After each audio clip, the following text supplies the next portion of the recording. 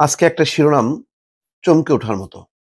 সেটা হচ্ছে যে নির্বাচনে সব দলের যুক্ত হওয়ার আশা জাতিসংঘ প্রতিনিধির।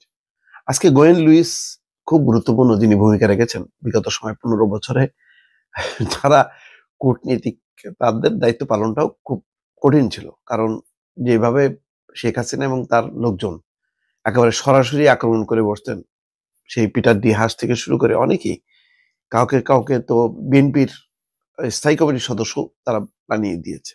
মানে নির্বাচনের পক্ষে কথা বললেই সে হচ্ছে জামাত বিএনপির দোসর, এরকম একটি ধারণা। সেই ধারণার প্রেক্ষিতে জাতিসংঘের কাজ করাটা আরো ডিফিকাল্ট ছিল, কারণ তারা গুম কমিশন জাতিসংঘের অধীনে তারা বারবার আসতে চেয়েছে, গুমের বিষয়গুলো তদন্ত করতে চেয়েছে, কিন্তু গভর্নমেন্ট দেয়নি, তৎকালীন গভর্নমেন্ট।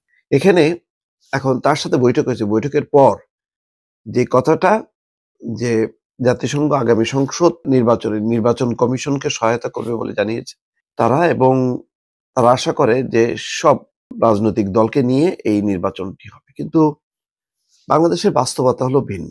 এখন আইন অনুযায়ী মানে দলেরও বিচার হবে, সেই বিচারটাও আজকে চিফ প্রসিকিউটর তাজুল ইসলাম ইঙ্গিত দিয়েছেন যে আওয়ামী লীগের বিচার হবে, তদন্ত হবে। সেই দিকে যদি অগ্রসর হয় তাহলে এই নির্বাচনের গ্রহণযোগ্যতা পাবেন কিনা।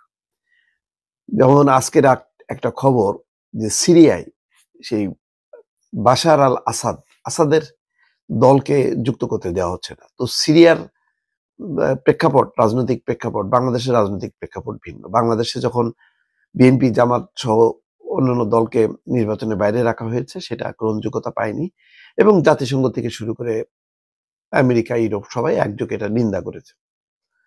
এখন সামনে যেই বিষয়টা যে অনেক নেতার বিচার চলছে, আওয়ামী লীগের অনেক নেতার বিচার চলছে। নেতার বিচার মানে তো দলের বিচার না, দল মানে নির্বাচনে নিষিদ্ধ মানে অংশ নিতে পারবে না সেরকম বিষয়টা না, কার্যক্রম নিষিদ্ধ করা হয়েছে, আবার বিচার পর্যন্ত।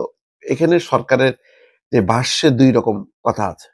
এখন আন্তর্জাতিক মহল যদি চাপাচাপি শুরু করে যে না, মানে ব্যক্তির বিচার করা যাবে, দলের বিচার করা যাবে না, জাতিসংঘ চাই সব দলকে নিয়ে নির্বাচন করতে, তখন কি হবে অবস্থানটা, সেটার উত্তর কি হবে?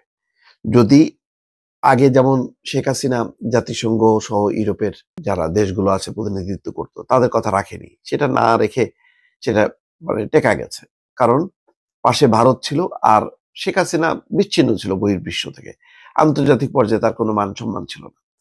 এখন এখানে কি হবে? বাংলাদেশে কি এখন যে প্রেক্ষাপট, গণতন্ত্রের উত্তরণ, সেই উত্তরণে আওয়ামী লীগকে অংশ নেওয়া, গ্রহণ করানোটাও কি খুব সহজ? রিফাইন্ড আওয়ামী লীগও তো হয়নি। আওয়ামী লীগের নেতৃত্ব এখনো শেখ হাসিনার হাতেই আছে, এবং তারা নানাভাবে নানা যেই উস্কানি দিচ্ছে দেশে এবং বিদেশে, তাতে বিরোধী দলগুলো অর্থাৎ শেখ হাসিনার বাইরের দলগুলো কিন্তু ঐক্যবদ্ধ। আবার এমন না যে আওয়ামী লীগ চেষ্টা করেছে যে ঠিক আছে বর্তমান নেতৃত্ব বাদ দিয়ে নতুন একটা নেতৃত্ব, যেই নেতৃত্ব তারা নির্বাচন প্রক্রিয়া অংশ নেবে। যেমন আপনাদের মনে আছে যখন নাকি শহীদ প্রেসিডেন্ট জিয়াউর রহমান নতুন রাজনৈতিক মানে অনুমতি দেয় নতুন ভাবে রাজনীতি করার, তখন কিন্তু আওয়ামী লীগের নেতৃত্বে শেখ হাসিনা পরিবার বা শেখ মুজিবের পরিবারের কেউ ছিল না, ছিলেন জোহরা তাজউদ্দিন।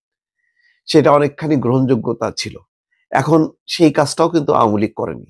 আওয়ামী লীগ ওই গো ধরে বসে আছে, শেখ হাসিনা এখনো প্রধানমন্ত্রী, এবং ইউনূসকে পদত্যাগ করতে হবে, নতুন নির্বাচন দিতে হবে, এবং তাদের অংশগ্রহণ নিশ্চিত করতে হবে। এই অবস্থানটা কি জাতিসংঘ সমর্থন করে কি করে না, কি আলোচনা হচ্ছে আসলে ভেতরে ভেতরে, সেটা কিন্তু এখনো পরিষ্কার না দর্শক।